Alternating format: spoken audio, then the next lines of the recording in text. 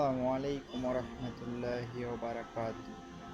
প্রিয় বন্ধুরা, এক ব্যক্তি আবদুল্লাহ ইবনে উমর রাদিয়াল্লাহুকে জিজ্ঞেস করল, আপনি জিহাদে অংশগ্রহণ করছেন না কেন? তিনি বললেন, আমি রাসূল সাল্লাল্লাহু আলাইহি ওয়াসাল্লামকে বলতে শুনেছি, ইসলাম 5টি স্তম্ভের উপর প্রতিষ্ঠিত। এ কথার সাক্ষ্য দেয়া যে আল্লাহ ছাড়া প্রকৃত কোনো ইলাহ নেই, সালাত কায়েম করা, যাকাত আদায় করা, রমজানের সওম পালন করা ও বাইতুল্লাহ হজ করা।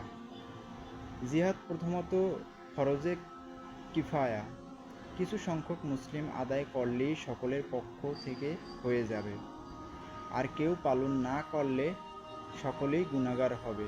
আর যখন মুসলিম বাহিনী অপারগ তখন সকলের উপর ফরজ।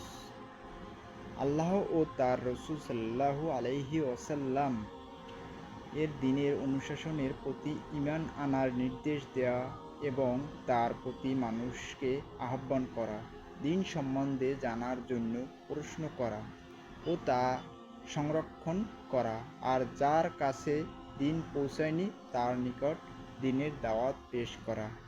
আল্লাহ আমাদের কবুল করুন, আমিন।